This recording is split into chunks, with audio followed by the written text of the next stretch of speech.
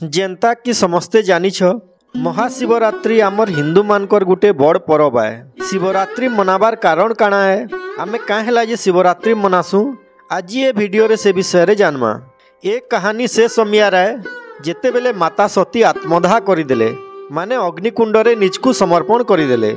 माता सतींकर याद रे भगवान शिवंकर अवस्था आउ ठीक नहीं रहेला। से डिप्रेशन रे चली गले। से बहुत दिन तक जंगल पहाड़ पर्वत चारिआडे बझा पागल मानकर भलिया बुली बसले। शेषके से मनर शांति लगी कैलाश पर्वत के फेरी आसले। ए समयारे ताड़कासुर बोली गोटे भयंकर अत्याचारी राक्षसटे थिला। से जानी थिला जे माता सतींकर वियोग रे भगवान शिवंकर मानसिक अवस्था आउ ठीक नहीं न। सी सबु किछि त्याग कर देले न। सी आउ घर परिवार करी छुआ पिला करवार संभव नुहे। ए कथार फायदा उठे करी से भगवान ब्रह्मांकर घोर तपस्या कला। तार तपस्या रे जेते बेले भगवान ब्रह्मा खुश होकर प्रकट हेले। से भगवान ब्रह्मा के बर मागला जे मोर मृत्यु सिर्फ भगवान शिवंकर पुअर हाथे हो। भगवान ब्रह्मा ताड़कासुर के वरदान देकर चली गले। एबे ताड़कासुर निजकु अमर भावी नेला। धीरे धीरे से सारा ब्रह्मांड रे अन्याय अत्याचार करी बसला, निजर आतंक देखे बसला। से समय रे राजा हिमवंत निज स्त्री मेनावती संगे हिमालय रे रहउथिले। तांकर गोटे झियोटे थिला जहार ना हैला पार्वती। माता पार्वती छोट दिनर भी भगवान शिवंकर बहुत बड़ भक्त थिले। सी जेते बेले भगवान शिवंकु प्रार्थना करुथिले सारा कैलाश पर्वत थरी उठुथिला। माता पार्वतींकर ए प्रकार प्रार्थना तांकर भक्ति देखी करी भगवान शिवंकर आँखि खोलीगला। एते दिन परे भगवान शिव निजर आँखि खोलीछन।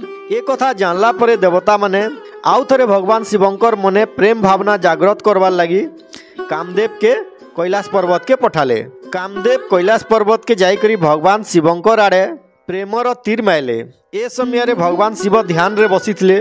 तीर तांकर आड़े आसुथिबार से जानिगले आ तांकर तृतीय आँखि खोलीगला आ कामदेव से जगार ही भस्म हो गले। धीरे धीरे माता पार्वतींकर भक्ति आहुरी बढ़ी बसला। से हिमालय छाड़ी करी कैलाश पर्वत के चली गले आ भगवान शिवंकु दिन रात प्रार्थना करी बसले। माता पार्वतींकर ए प्रकार भक्ति देखी करी भगवान शिवंकर ध्यान तांकर आड़े जाई बसला। तापरे भगवान शिव गोटे साधु वेश धरी करी माता पार्वतींकर पाके गले आ भगवान शिवंकर विषय रे उल्टा पुल्टा खराब कथा कही बसले। किंतु माता पार्वती भगवान शिवंकर विषय रे खराब कथा सुनी करी साधु संगे लड़ी पड़ले आ साधु के चुप करे देले। माता पार्वतींकर ए प्रकार भक्ति देखी करी भगवान शिव खुश हो गले आ निजर ओरिजिनल बेसरे फेरी आसले आ माँ पार्वती के निज स्त्री रूप रे स्वीकार कले।